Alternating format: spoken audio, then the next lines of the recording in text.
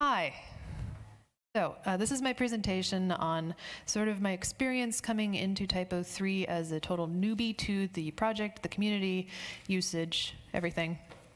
And I included a little more background on myself in this one, because I have definitely some imposter syndrome, and I thought I would just know where I'm coming from, so you have a bit more context. Slide number 1. This is my previous effort at building a website. This is from actually 2012. The last time I tried to update it was 2015. It's HTML. This is what that looked like. I manually put in some Google Analytics. You can see what I did. This is what happened. And that's when I was just starting out and thinking I might want to be a web developer and trying to hack some things together. And I was like, oh, SaaS, what's this? And it was a harebrained idea. Anyway, so now I'm a content creator, which is how I got started doing this TYPO3 book project. Curious person, so I'm always interested in going down rabbit holes and finding out things like, I don't know, well, SAS for one thing, and the CSS styling stuff back in the day, and now I'm a little more interested in infrastructure stuff, I've noticed. But at this point, anyway, I was still FTPing my files up, and that was the extent of my workflow. My cursor back where it belongs here. So the fanciest thing I did at this stage in my life was exporting a website from Adobe Lightroom. You could put all your photos in and then export and upload the pages, and poof, website. So that's all the content management I had done. This, I think, is what's currently on my web page. It vaguely resembles Drupal. Sorry. But that's where I come from personally, is the Drupal community. I've been working with them since 20 or so, and doing a bit of mentoring in that area, but mostly a lot of organizing. So working with the community to get folks together and work on projects and contribute. Here's my background. How am I doing with the mic this time? Better? Mic better this time? Okay, cool.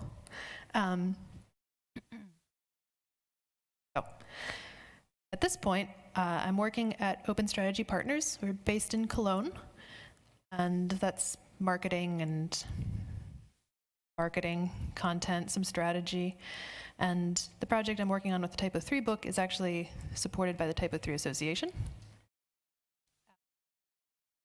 A little more about that project. So the idea there is we are putting together this guidebook, which explains TYPO3 sort of for the beginner, and a lot of different kinds of beginners. So you might be a user or a client at an agency, or an agency lead, or a developer, or whatnot. And we just want to bring TYPO3 to a broader audience, and therefore sort of start from the beginning and explain features available, how to use them, how they're created by TYPO3 in the first place, and sort of drill down a bit through the whole system. I was going to ask, did anyone here happen to come to Dresden earlier this year, or Vienna, and catch me doing this? Besides Olivier? Oh, fantastic. Right, so the book is going to be in English for fairly obvious reasons.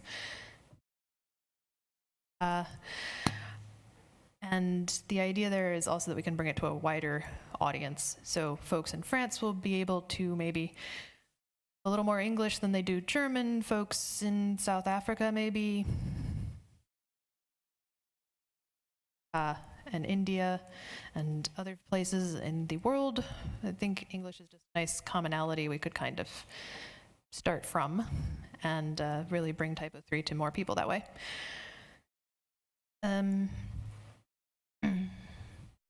So we'll have the guidebook, and then there's also the website, which is a bit of a playground. So that's where I'm trying out some ideas and writing a couple things, blog posts, whatnot. Updates will go there. I talked about a little already, the why of the project. Yeah, I did talk a lot about that already. So the idea is that, let's say you just started an agency and somebody says, oh, we need you to go build this site in TYPO3, and you say, right, what is TYPO3? Hopefully this book will sort of give you some basic definitions and an introduction to what is TYPO3, how to use it, what you can use it for, that kind of content. But also you could have this book sitting on a table in your agency office, and a client comes by and browses through it and says, oh, this could really serve my needs too. So it's a bit of a broad audience, trying to reach a lot of people with it. But I think it can work. The way we've structured the book should serve that purpose pretty well. So this is what's been happening. Doing research and experimentation for a while now, so at this point we're a good ways into actually writing the book, which is pretty exciting, seeing it come together. And we've done interviews with various community members in the past. I'm especially grateful to a few members of the documentation team have been very kind with their time and explanations. So that's been extremely helpful in just getting started with this. I also spent some time over at B13, or Bay Dryzen, working with Benny and some other folks who were kind enough to sit down and just walk me through some stuff to start with. Although, since from a very experienced place, they were like, oh, and you can also do this cool custom thing and do that cool custom thing. And I'm like, oh, whoa, hold up. I'm still figuring out what TypoScript is and that sort of thing. I did also do a presentation at DrupalCon Seattle this past spring with Benny, which was pretty cool, introducing him to the Drupal community and getting that kind of cross-community collaboration thing going. You can view that session if you'd like. That's handy URL for that down here. And went to TYPO3 Camp Mitteldeutschland and Vienna earlier this summer. I am obviously here and hoping to actually bring the book to TYPO3Con. That is, the goal is having sort of at least a demo copy, which might be a fancy PDF or perhaps a published thing. That middle bullet point, I wasn't sure if that was how public that was, but we are starting to work on a publisher contract. I don't want to spill too many beans on that, but it's a pretty positive and exciting thing. That's just a little progress report there. And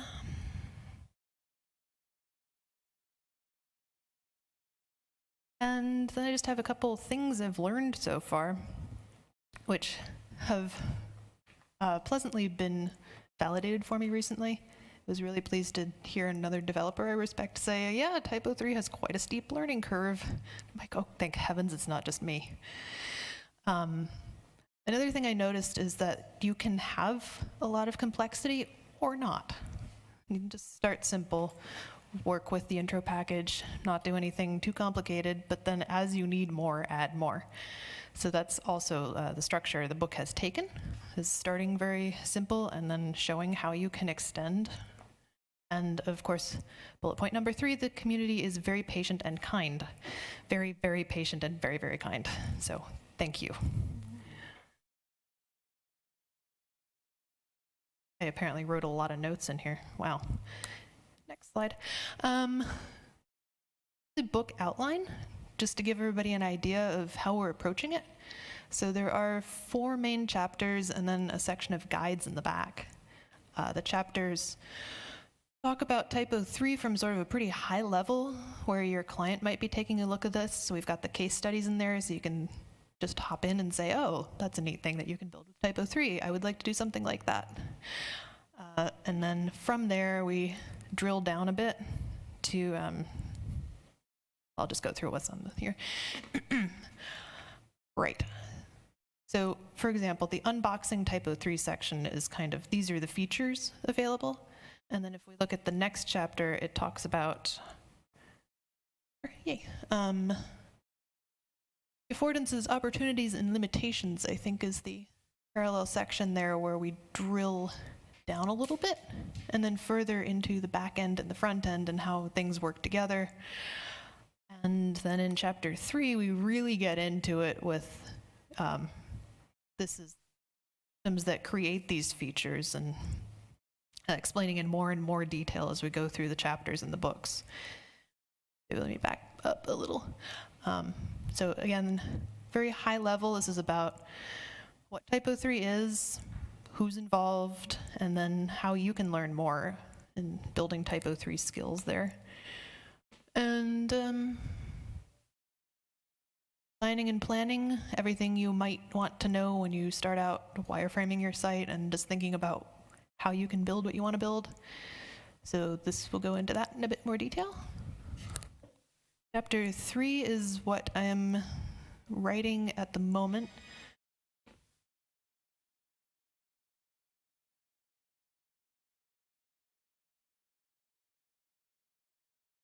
And that's another sort of drill down into what's included and then how to start using it. So we get into some site package stuff and TypoScript, and the structure here is, okay, so you start a simple site and then you want to extend it.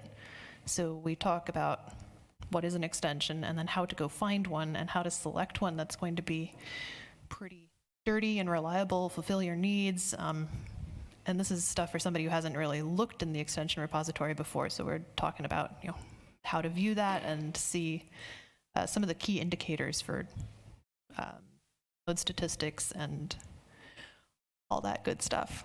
And then further down in the chapter, we get into where to tie in customization.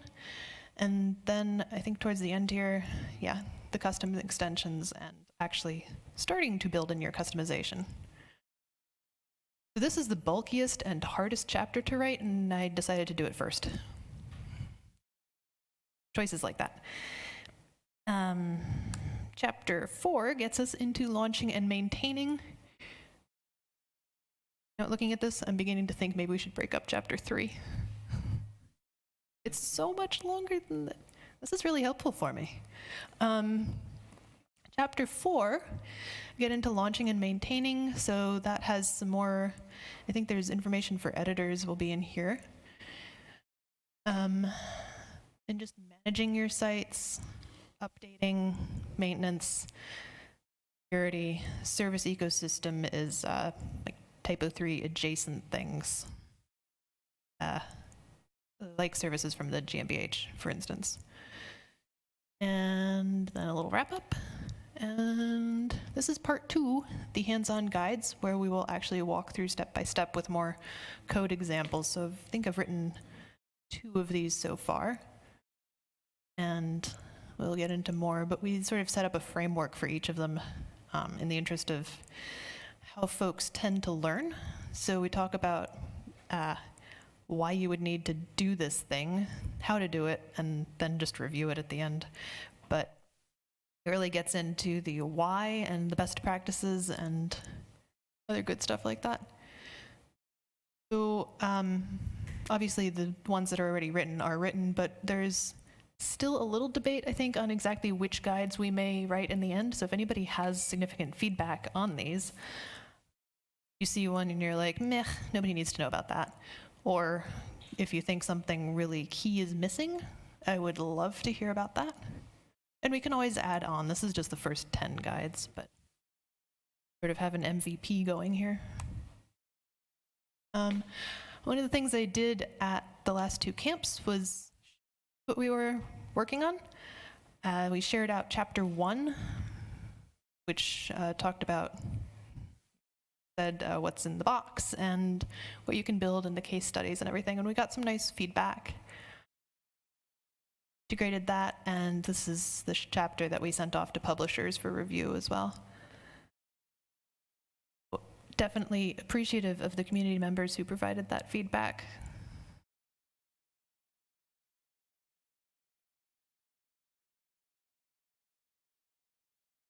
Feeling that I present too quickly. But we are on to Q&A. I think I saw a hand behind me.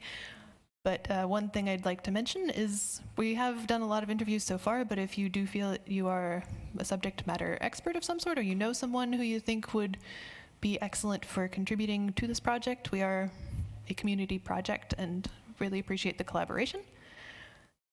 Or if you'd like to be part of the review process, we're putting together sort of small groups of folks who have subject area expertise that will be able to just take a look at a chapter and review it, say, you're really off base, you totally forgot this important thing, all of that.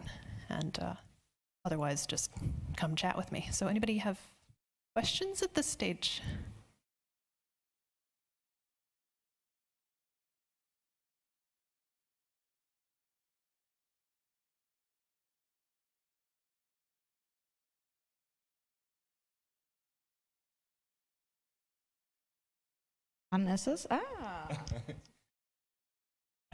Is there a kind of integration to the documentation of TYPO3, or is there a collaboration?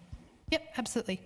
So the conversations I've had with the documentation team have been about just referencing the documentation rather than recreating it, because that would be no good for anybody, I think. We're trying to give a very high level, this is what the feature's about, this is how you can use it, this is why you should use it, and if you want all the details on it, go over here to the documentation, because that also saves me or somebody down the road a lot of extra work updating. So definitely want to utilize existing resources.